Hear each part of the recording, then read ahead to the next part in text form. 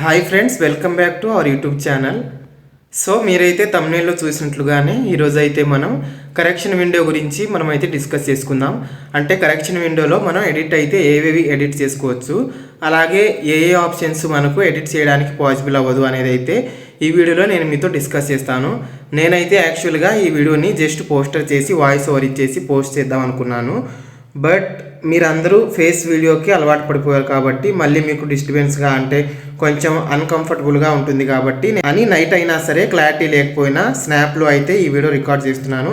దాంతోపాటుగా ఇదే రోజు నేను 8th పే గురించి వీడియో అలాగే లైవ్ కూడా చేశాను. అందుకే నాకు టైం కొంచెం కుదరలేదు 3 వీడియోస్ ఒకే రోజు చేయడానికి. దాంతోపాటుగా ఓన్లీ ఈ వీడియోస్ పనే కాకుండా రూమ్ వర్క్స్, ఆఫీస్ వర్క్స్ ఉంటాయి.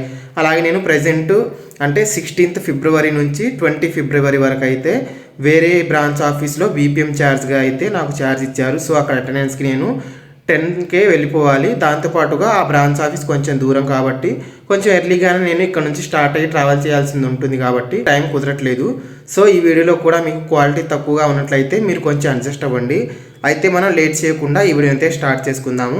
అంతకంటే ముందు మీలో కనుక ఎవరైనా కొత్తగా మన ఛానల్ని చూస్తున్నట్లయితే తప్పకుండా మన ఛానల్ అయితే సబ్స్క్రైబ్ చేసుకోండి. అలాగే ఇలాంటి మంచి మంచి ఇన్ఫర్మేటివ్ వీడియోస్ కోసం మన ఛానల్ అయితే ఫాలో అవుతుండండి. ఈ వీడియోలో అయితే నేను మీకు ఏవేవి కరెక్ట్ చేసుకోవచ్చు, ఏవేవి కరెక్ట్ చేసుకోలేము అని చెప్తూ దాంతోపాటుగా కొన్ని సలహాలు అయితే ఇస్తాను. ఈ వీడియోని అయితే మీరు మిస్ చేయకుండా చూడండి. బికాజ్ వీడియో కంప్లీట్గా చూడకుండా ఆ వీడియోలో ఉన్న డౌట్స్ మీరు మళ్ళీ ఇన్స్టాలో కామెంట్స్లో అడగడం వల్ల మీ టైము వేస్ట్, నా టైం వేస్ట్. అయితే మనకి కరెక్షన్ విండో ఎప్పుడు ఓపెన్ అవుతుందంటే ఫిబ్రవరి 18th అలాగే ఫిబ్రవరి 19th అన్నమాట. ఈ 2 డేస్లో మనం ఎలాంటి మార్పులు చేర్పులు ఉన్నా సరే ఎడిట్ చేసుకోవాలి. దాని తర్వాత మనకైతే ఛాన్స్ ఉండదు. అందుకోసమే నేను 17th నైట్న ఈ వీడియో అనేది రికార్డ్ చేసుకొని 18th మార్నింగ్ కల్లా పోస్ట్ చేసేస్తాను. సో మీరు ఈ వీడియో చూశాక మీరు ఏది ఎడిట్ చేయాలనుకుంటున్నారో అది ఎడిట్ చేసుకోండి. అయితే ఫస్ట్ ఆఫ్ ఆల్ మనమైతే మన నేమ్ని అయితే కరెక్షన్ విండోలో ఎడిట్ చేసుకోవచ్చు. అంటే ఫుల్ నేమ్ అలా అని కాదు, అయినా ఫుల్ నేమ్ ఎవరు కూడా మిస్టేక్గా చేయరు. అందులో స్పెల్లింగ్స్ కానీ లేదంటే మనం క్యాపిటల్లో మన 10th క్లాస్ మార్క్ షీట్లో ఉన్నట్లయితే మనం స్మాల్లో పెట్టడం కానీ, లేదంటే మన 10th క్లాస్ మార్క్ షీట్లో స్మాల్లో ఉంటే మనం క్యాపిటల్లో పెట్టడం కానీ ఇలా చేసినవి. అలాగే మనం కొన్ని ఎక్కువ స్పెల్లింగ్స్ రాంగ్గా ఉన్నట్లయితే ఆ స్పెల్లింగ్స్ అలాగే క్యాపిటల్ స్మాల్ అనేది అయితే మీరు కరెక్ట్ చేసుకోవచ్చు. దీంతో పాటుగా మీ ఫాదర్ నేము, మీ మదర్ నేము, ఈ ఇద్దరు నేమ్స్ కూడా మీరు ఎడిట్ చేసుకోవచ్చు కరెక్షన్ విండోలో. అది ఎలాగంటే ఇంకొకటి ఇక్కడ మీరు గుర్తు చేసుకోవాల్సిన విషయం, నా నేమ్కి సర్ నేమ్ ఇచ్చాను కదా, లేదంటే నా నేమ్కి లాస్ట్ నేమ్ ఇచ్చాను కదా, ఇంకా సరిపోయిద్ది. మా పేరెంట్స్ నేమ్కి సర్ నేము లాస్ట్ నేము కాకుండా జస్ట్ మిడిల్ నేము. ఫర్ ఎగ్జాంపుల్కి లక్ష్మి అయితే లక్ష్మి అని, నారాయణ అయితే నారాయణ అని, ఈ రెండు కాకుండా వాళ్ళ ఇంటి పేరు సంథింగ్ ఉన్నట్లయితే ఆ ఇంటి పేరు, దాంతోపాటుగా లాస్ట్ నేము సంథింగ్ ఉన్నట్లయితే ఆ లాస్ట్ నేమ్ కూడా పెట్టాలి. అంటే యాజ్ ఇట్ ఈజ్ కరెక్ట్గా మీ 10th క్లాస్ మార్క్ షీట్లో ఎలా అయితే మీ నేము, మీ ఫాదర్ నేము, మీ మదర్ నేము ఉందో exact as it is with spellings, with Capitals, what ever ఎలా ఉంటే అలా జస్ట్ మీరు అక్కడ చూసి ఇక్కడ ఎంటర్ చేసేయడమే. అలా ఉంటేనే మనకి మన అప్లికేషన్ అనేది రిజెక్ట్ అవ్వకుండా ఉంటుంది. అలా కాకుండా మన ఎస్ఎస్సి మార్క్స్లో ఒకటి ఉంటే మనం ఒకటి ఎంటర్ చేసినట్లయితే మనం అయితే డాక్యుమెంట్ వెరిఫికేషన్ అప్పుడు రిజెక్ట్ చేసేస్తారు. సో మీరు ఇది ఒకసారి చెక్ చేసుకొని నేమ్స్ అన్నీ కరెక్ట్గా ఉన్నాయా లేదా, కరెక్ట్గా ఎంటర్ చేసామా లేదా అని చూసుకొని మీరైతే మీ ఫామ్లో రాంగ్గా ఎంటర్ చేసినట్లయితే 18th 19th ఫిబ్రవరిన మీరు ఎడిట్ చేసుకొని కరెక్షన్ విండోలో కరెక్ట్ చేసుకుంటారని అనుకుంటున్నాను. ఇదైతే నేమ్స్ గురించి. ఇంకొకటి కూడా మనం చేంజ్ చేసుకోవచ్చు. అదేంటంటే మీ డేట్ ఆఫ్ బర్త్.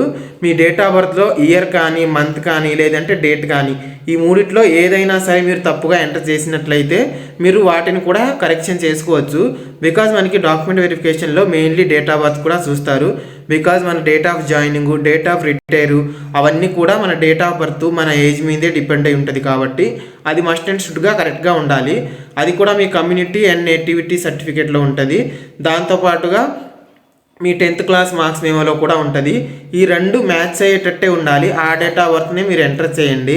అలాగే మీ ఆధార్ కార్డు, పాన్ కార్డులో కూడా సేమ్ మీకు ఒక్క ఫామ్లో మీకు ఒక్క డాక్యుమెంట్లో ఏదైతే డేట్ ఆఫ్ బర్త్ ఉందో అదే డేట్ ఆఫ్ బర్త్ సేమ్గా ఉండాలి.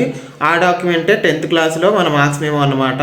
మన మార్క్స్ మెమోలో అయితే ఏ డేట్ ఆఫ్ బర్త్ ఉందో అదే ఆధార్ కార్డులో, కమ్యూనిటీ అండ్ నేటివ్ సర్టిఫికేట్లో, దాంతోపాటుగా పాన్ కార్డులో ఉండాలి. లేదంటే మనకి డాక్యుమెంట్ వెరిఫికేషన్ అప్పుడు ఈజీగా రిజెక్ట్ చేసేస్తారు. సో ఇది కూడా మీరు ఒకసారి చెక్ చేసుకొని మీరు కనుక రాంగ్గా అప్డేట్ చేసినట్లయితే అది కరెక్ట్ చేసుకోండి కరెక్షన్ విండోలో. ఇంకొక విషయం నేను చెప్పాలనుకున్నది ఏంటంటే, అందరు కాదు, కొంతమంది అయితే బ్రో నువ్వు పేపర్ మీద రాసుకొని చెప్తున్నావా, లేదంటే స్క్రిప్ట్ రాసుకొని చెప్తున్నావా అని అయితే చెప్తున్నారు.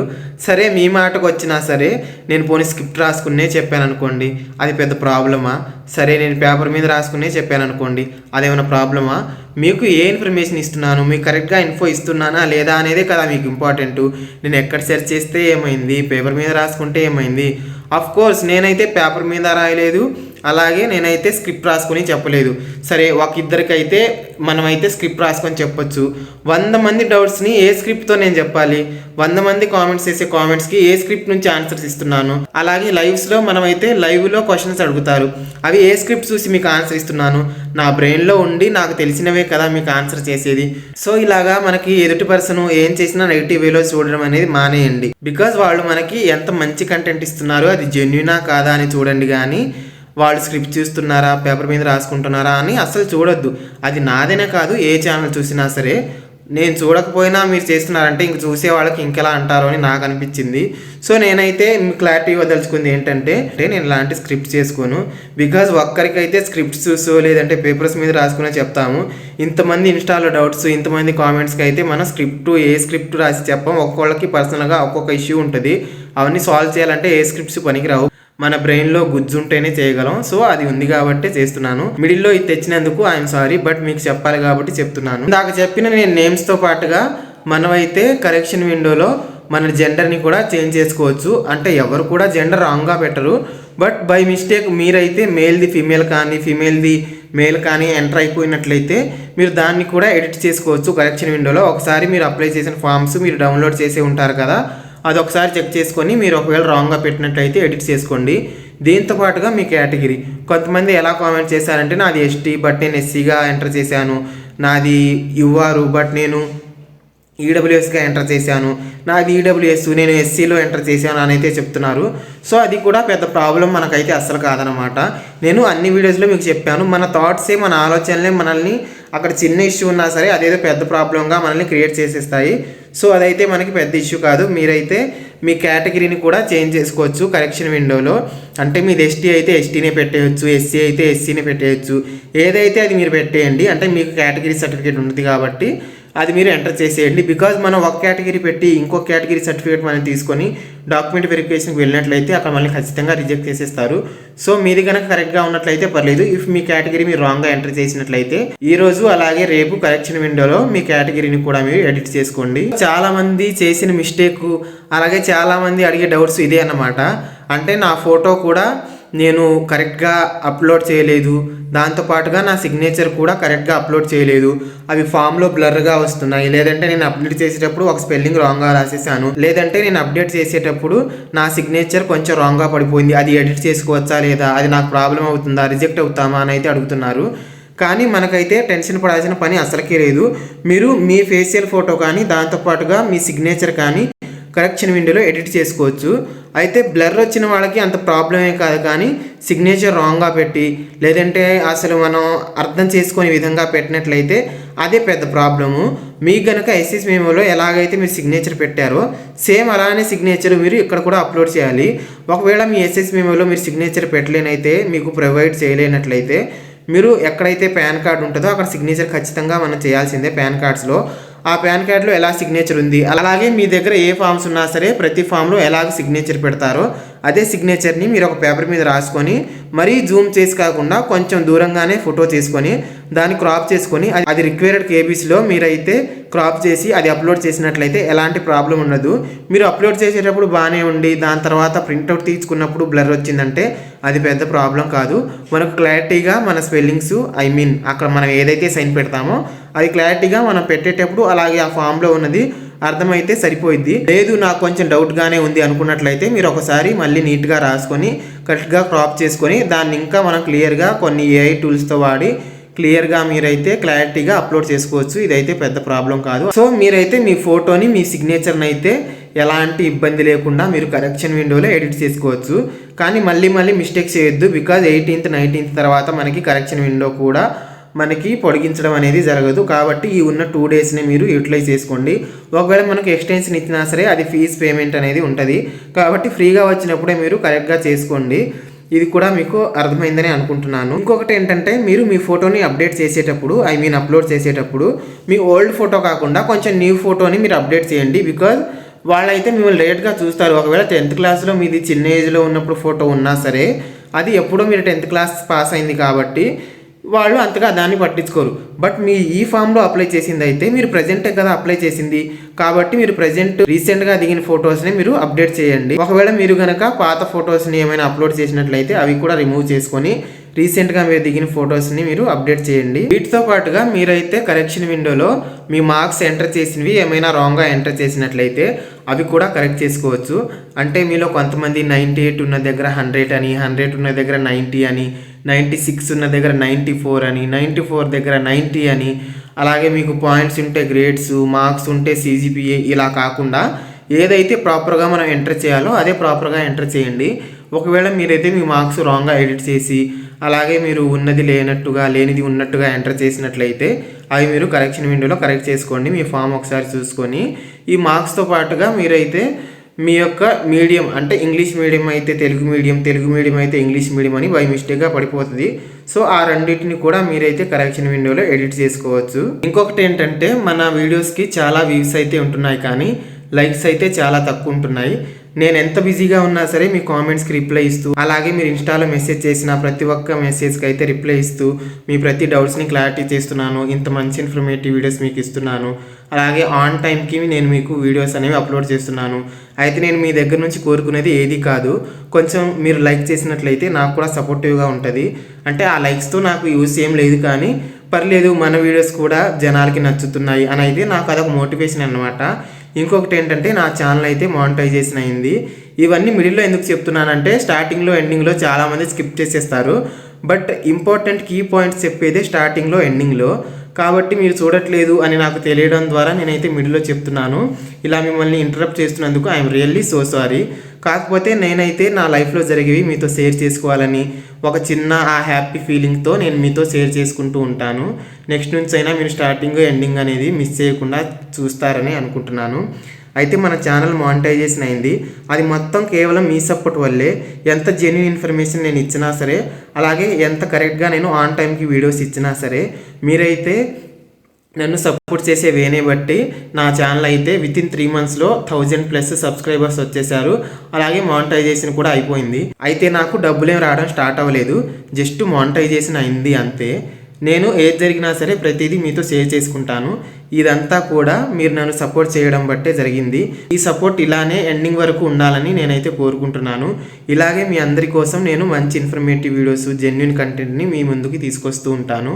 సో మన ఛానల్ అయితే తప్పకుండా సపోర్ట్ చేస్తారని అనుకుంటున్నాను. సో ఇంకా కేరింగ్ షేరింగ్ అనే టాపిక్స్ని వదిలేసి మన రియల్ టాపిక్స్కి వచ్చేద్దాం. సో వీటితో పాటుగా మనమైతే మన అడ్రస్ని కూడా ఎడిట్ చేసుకోవచ్చు కరెక్షన్ విండోలో. అంటే కొంతమంది మీ ఆధార్ కార్డులో మీ హౌస్ నెంబర్ ఉన్నా సరే కొంతమంది హౌస్ నెంబర్ ఇవ్వలేదు. దాంతోపాటుగా కొంతమంది పోస్ట్ ఆఫీస్ నేము, మండల్ నేము ఇలాంటివి కొన్ని ఇవ్వకుండా జస్ట్ పిన్ కోడ్, దాంతోపాటుగా స్టేటు, డిస్టిక్ ఇలాంటివి ఇచ్చేశారు. కానీ మనమైతే మన ఆధార్లో ఎలా ఉందో యాజ్ ఇట్ ఈస్గా అలానే ఎంటర్ చేయాలి, ఇంక్లూడింగ్ మీ హౌస్ నెంబర్తో సహా.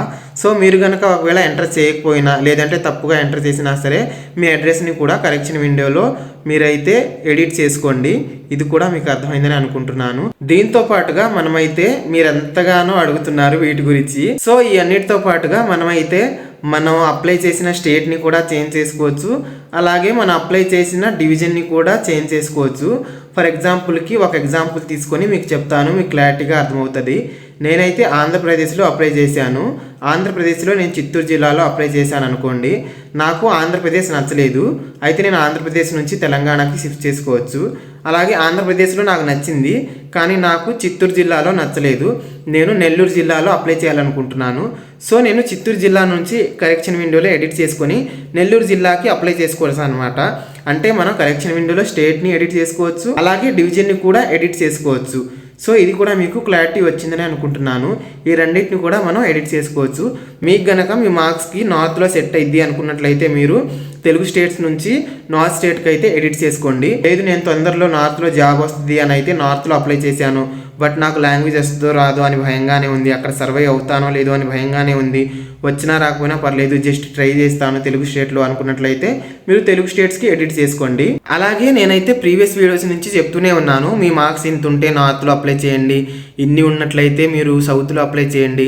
అలాగే మీకు కొంచెం హిందీ గ్రిప్ ఉన్నా సరే మీరు నార్త్లో అప్లై చేసుకోండి. ఒకవేళ మీకు హిందీ రాలేదు, నాకు కొంచెం ఎక్కువ మార్క్స్ ఉన్నాయి, జాబ్ వచ్చే స్కోప్ ఉంది అని మీరు అనుకున్నట్లయితే నార్త్లో అప్లై చేసుకోండి, ఈ గ్యాప్లో హిందీ నేర్చుకోండి అని నేనైతే ప్రతి వీడియోస్లో చెప్తూనే ఉన్నాను. కాబట్టి ఇది లాస్ట్ చాయిస్ అనమాట. మీరు కనుక నార్త్లో అప్లై చేసుకోవాలి ఐ డేర్ అని మీరు అనుకున్నట్లయితే మీరు కరెక్షన్ విండోలో తెలుగు స్టేట్ నుంచి నార్త్ స్టేట్కి ఎడిట్ చేసుకోవచ్చు. అయితే నేను మీకు ఇచ్చే సలహా ఏంటంటే మీకు కనుక 560 కంటే ఎక్కువ మార్క్స్ ఉండి మీరు ఎస్సీ ఎస్టీ ఈడబ్ల్యూఎస్ కేటగిరీ వాళ్ళు అయి ఉన్నట్లయితే మీకు మధ్యప్రదేశ్లో ఛత్తీస్గఢ్లో జాబ్ వచ్చే ఛాన్సెస్ అయితే ఉన్నాయి. నార్త్లో అంటే ఎక్కువ ఛాన్సెస్, దగ్గరలో అంటే బీహార్లో, ఉత్తరాఖండ్లో, మనకి యూపీలో, రాజస్థాన్లో, దాంతోపాటుగా నాగాల్యాండ్లో వీటిలో రావా అంటే వస్తాయి. కానీ మీరు దగ్గరలో కావాలి అనుకున్నట్లయితే ఈ కేటగిరీ వాళ్ళకి, ఈ మార్క్స్ వాళ్ళకి ఛత్తీస్గఢ్లో అలాగే ఎంపీలో కూడా జాబ్ వచ్చే ఛాన్స్ ఉంది. లేదు మాకు హిందీ వచ్చు, అలాగే మార్క్స్ కూడా ఎక్కువ ఉన్నాయి, కానీ మాకైతే నార్త్లో అవసరం లేదు అనుకున్నట్లయితే మీరైతే తెలంగాణ, ఆంధ్రాలో ట్రై చేసుకోవచ్చు. ఇదైతే నేను మీకు చెప్పదలుచుకుంది. దాంతోపాటుగా మీకు గనక 500 కంటే తక్కువ మార్క్స్ ఉన్నట్లయితే మీరు నాగాల్యాండ్, మణిపూర్, ఇంకా లీస్ట్లో ఉత్తరాఖండ్కి మీ ప్రిఫరెన్స్ ఇవ్వండి. ఎందుకంటే మనకైతే ప్రజెంట్ హెవీ కాంపిటీషన్ ఉంది. మనకి ఏ కేటగిరీ అయినా సరే 500 కంటే తక్కువ మార్క్స్ ఉన్నట్లయితే జాబ్ రావడం చాలా కష్టంగా ఉంది. మీకు 510, 520, 530, 540 అలాగే 550 ఉన్నట్లయితే అది ఏ కేటగిరీ అయినా సరే మీరు నార్త్లోకి రావాలి. 560 ఉన్నవాళ్ళు కన్ఫామ్గా కొంచెం జాబ్ రావాలి అనుకున్నట్లయితే వాళ్ళైనా సరే నార్త్కి రావాలి. లేదు నా మార్క్స్ 580 కంటే ఎక్కువ ఉంది అని మీరు అనుకున్నట్లయితే అంటే అది ఇంకా పీక్స్ అన్నమాట. 9.8 10/10 ఉన్న వాళ్ళు మీరు ఉన్నట్లయితే ఆంధ్ర తెలంగాణలోనే ఉంచుకోండి. లేదు మాకు 10/10 9.8 ఇలా ఉన్నా సరే మేము నార్త్కి వస్తాం అనుకున్నట్లయితే అది మీ చాయిస్. సో ఈ కరెక్షన్ విండోలో ఇవన్నీ మీరు ఎడిట్ చేసుకోవచ్చు, ఇందులో ఎలాంటి ప్రాబ్లం అయితే లేదు. అలాగే మీరు ఈ కరెక్షన్ విండోలో కరెక్ట్ చేసిన తర్వాత కూడా మీరు ఫామ్స్ని డౌన్లోడ్ చేసినప్పుడు మీకు స్పేస్ వచ్చినట్లయితే అది పెద్ద ఇష్యూ అస్సలైతే కాదు, బికాజ్ అది డిఫాల్ట్గా మనకైతే వెబ్సైట్ నుంచి వచ్చే ఇష్యూ కాబట్టి దానికి మనం బాధ్యులం కాదు. సో ఇవన్నీ మీకు అర్థమయ్యాయని అనుకుంటున్నాను. అయితే ఇప్పుడు ఏమేమి కరెక్ట్ చేసుకోలేము అనే విషయాన్ని అయితే నేను మీకు చెప్తాను. మనమైతే కరెక్షన్ విండోలో మన రిజిస్టర్డ్ ఫోన్ నెంబరు, అలాగే మన రిజిస్ట్రేషన్ నెంబరు, దాంతోపాటుగా మన ఈమెయిల్ ఐడిని అయితే మనం చేంజ్ చేయలేము. బికాజ్ అవైతే మనకి వెరిఫికేషన్ చేయడానికి మనకు ఓటీపీస్ అలాగే అవన్నీ చాలా ఆల్రెడీ వచ్చేసి ఉంటాయి కాబట్టి అవైతే మనం ఎడిట్ చేయడానికి అసలు చాయిసే ఉండదు, పాసిబులే ఉండదు. కాబట్టి మీ ఫోన్ నెంబర్ ఏదైతే ఉందో, అలాగే మీ ఈమెయిల్ ఏదైతే ఉందో, మీ రిజిస్ట్రేషన్ ఐడి ఏదైతే ఉందో అవన్నీ జాగ్రత్తగా మీరు కేర్ తీసుకుంటూ లాస్ అవ్వకుండా చేసుకోండి. లాస్ అవ్వడం అంటే ఫోన్ పోవడం కానీ, లేదంటే మీ రిజిస్ట్రేషన్ నెంబర్స్ మర్చిపోవడం కానీ, లాగిన్ డీటెయిల్స్ మర్చిపోవడం కానీ ఇవైతే చేయకండి. బికాజ్ మనకి రేపు మన ఫామ్ స్టేటస్ చూసుకోవాలన్నా, లేదంటే మన రిజల్ట్ వచ్చినప్పుడు మన మెరిట్ లిస్ట్లో మన రిజిస్ట్రేషన్ నెంబర్ ఉందా లేదా అని అయితే మనం తర్వాత చెక్ చేసుకోవడానికి యూస్ఫుల్గా ఉండాలి. కాబట్టి ఇవన్నీ మీరు లాస్ అవ్వకుండా జాగ్రత్తగా కేర్ చేసుకొని ఉంచుకోండి. సో ఈ 3 అయితే మనం ఎడిట్ చేయడానికి మనకి చాయిస్ అనేది ఉండదన్నమాట. దాంతోపాటుగా మనకైతే మెరిట్ లిస్ట్ అనేది అంటే GDS 2026 షెడ్యూల్ 1 అయితే మనకి ఆ మెరిట్ లిస్టు ఫిబ్రవరి 28న ఫస్ట్ మెరిట్ లిస్టు వస్తుందని అయితే మనకి నోటీస్లో ఉంది. కానీ అది వచ్చే వరకు మనం అయితే కన్ఫర్మ్ చెప్పలేము, 28th వరకు వెయిట్ చేయాల్సిందే. ఐ హోప్ ఈ వీడియో ద్వారా మీకు మంచి ఇన్ఫర్మేషన్ తెలిసిందని అనుకుంటున్నాను. మీకు కనుక ఇంకా ఎలాంటి డౌట్స్ ఉన్నా సరే మీరు తప్పకుండా కామెంట్ చేయండి. మీ అందరి కామెంట్స్కి నేనైతే రిప్లై ఇచ్చి మీ డౌట్స్ అన్ని క్లారిటీ ఇవ్వడానికి నేను ట్రై చేస్తాను. ఇక్కడ వీడియోలో చెప్పిన వాటిలో మీరైనా ఎలాంటి మిస్టేక్స్ చేసినట్లయితే అవన్నీ కరెక్ట్ చేసుకోండి. ఇప్పుడైతే టైం చాలా లేట్ అయిపోయింది, నాకు నిద్ర కూడా వస్తుంది. మీరు ఒకసారి నా ఐస్ చూసినట్లయితే కొంచెం రెడ్డిష్గా ఉన్నాయి, అయినా తప్పట్లేదు. సో ఇంక నేను నిద్రపోతాను. నెక్స్ట్ ఇంకొక మంచి ఇన్ఫర్మేటివ్ వీడియోస్తో త్వరలో మీ ముందుకు వస్తాను. అంతవరకు సెలవు, bye bye, good night, sweet dreams.